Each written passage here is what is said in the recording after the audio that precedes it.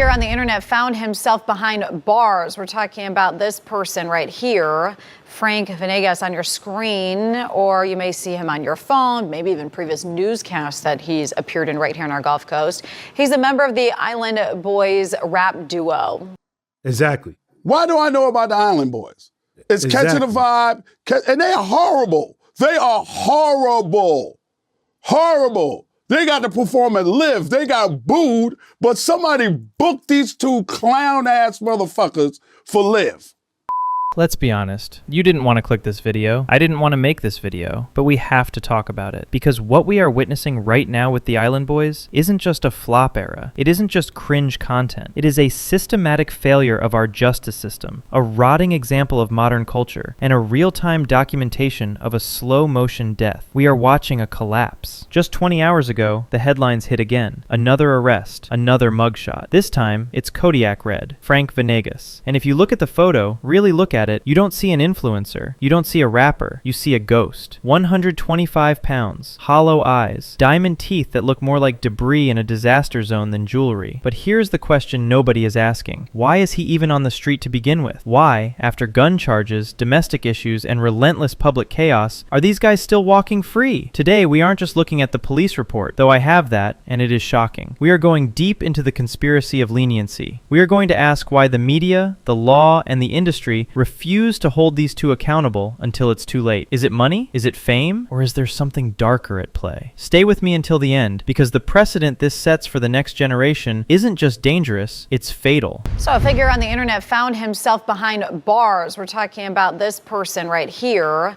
Frank Venegas, on your screen, or you may see him on your phone, maybe even previous newscasts that he's appeared in right here on our Gulf Coast. He's a member of the Island Boys rap duo. Let's look at the facts. Because unlike the clickbait headlines, the paperwork doesn't lie, and the paperwork tells a pathetic story. It's New Year's Eve, December 31st, 2025, the very last day of the year. Most people are with families. Most people are celebrating survival. But Frank Venegas? He's in Immokalee, Florida. Now, for those who don't know, this is near Naples. It is wealthy. It is quiet. It is not the hood. Deputies from the Collier County Sheriff's Office are watching a black Mercedes-Benz leave a Circle K. The car fails to stop fully at a crosswalk. That's it. That is the catalyst for everything that follows. A rolling stop. Now, let's be critical here for a second. We know how police operate in these areas. You have officers Woods and Caselli in an unmarked vehicle, geared up, looking for a win. They see a luxury car in a quiet area, and they pull it over for inches. But here is where the Island Boys lose the right to play the victim. The officers approach the car and see what they describe as furtive movements. They see the passenger, Frank, reaching around, messing with the rear center console, looking like he's hiding something. Frank knows who he is. He knows he is a target. He knows he is already out on bond, which we will get to in a minute, and yet he is moving reckless. He is giving them every reason to escalate the situation. This isn't just bad luck, this is stupidity.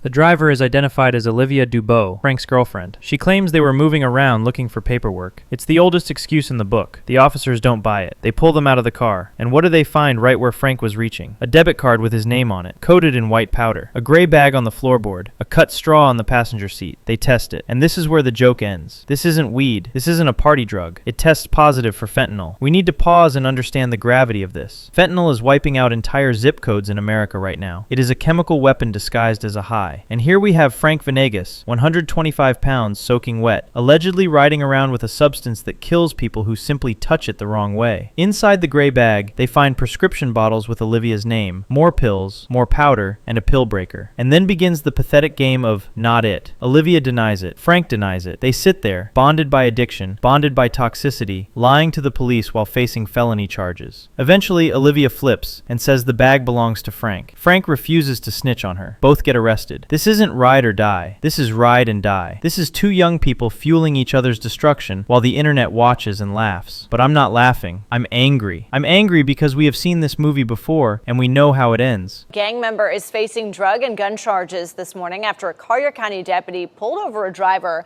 for allegedly running a stop sign. CCSO says the driver of a yellow Corvette failed to stop completely along Oil Well Road and Immokalee Road in Naples. On top of that, the car's license tags were expired by nearly a year. After other deputies arrived at the traffic stop to help, deputies arrested Frank Venegas, who was in the car as a passenger. They say they found oxycodone and a gun in the car. So he now is sitting in the Collier County Jail facing charges. Venegas is half of the Island Boys rap group with his twin brother.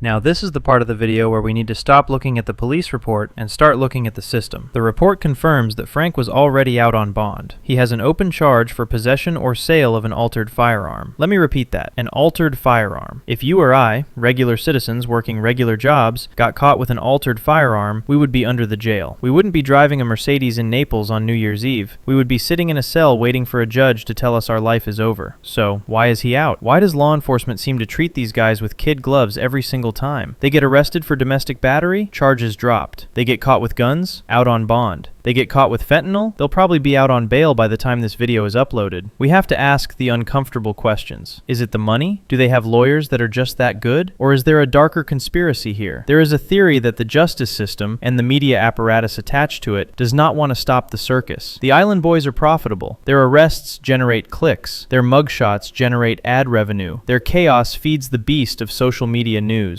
If you lock them up for 10 years, the content stops. The money stops. It feels like the authorities are giving them enough rope to hang themselves, but not enough to actually pull them off the stage. They are letting them run wild, endangering the public, endangering themselves, seemingly waiting for the big one, waiting for the overdose, waiting for the fatal crash. Because that is the ultimate headline. It is a sick cycle of exploitation where the law acts more like a talent manager than a protector of the peace. And it's not just Frank. Look at the other half of this tragedy, Fly Soldier. While his brother is getting booked for fentanyl, Fly is out here tattooing his face into oblivion. He recently got a teardrop that looks like a smudge and then covered half his face in black ink. He looks like a zombie. DJ Vlad even told him to his face that he looks unwell. And then comes the humiliation. A video dropped recently of Fly allegedly being evicted. A group of men, claiming to be the landlord and his crew, pull up on him. They record him. They taunt him. They threaten him. Now, I have zero respect for the Island Boys' behavior, but I have even less respect for these bullies. Pulling up on a guy who is clearly mentally unstable, recording it for clout, and trying to provoke a reaction, that is weak. That is insecure. But it proves a point. The Island Boys have lost their power. They used to be the ones barking. Now they are the ones getting cornered. However, Fly's reaction, or lack of it, shows just how far gone he is. He is hollow. The fame is gone. The money is drying up. The rentals are being returned. And all that is left is the face tattoos and the addiction. A lot of rappers, they wasn't even rappers. They was influencers. They was something else. Just had big followings. I give you a classic example. Why the hell do I know about the Island Boys? Exactly. Why do I know about the Island Boys? It's catching the vibe, and they are horrible. They are horrible. Horrible. They got to perform at Live. They got booed, but somebody booked these two clown-ass motherfuckers for Live. The Island Boys are not victims. They are the architects of their own nightmare. But the system that keeps letting them reset the game is just as guilty. Frank needs rehab or he needs prison. There is no middle ground left. If he is released on bond again, it is only a matter of time before that fentanyl isn't just in a bag, but in his veins, or someone else's. We need to stop watching this like it's entertainment. This is a warning. I want to know what you think. Is this a failure of the justice system, or is this exactly what modern fame looks like? Drop a comment below because I know you have an opinion on this. Thanks for watching. Don't forget to subscribe because we are going to keep calling this out until something changes. I'll see you in the next one.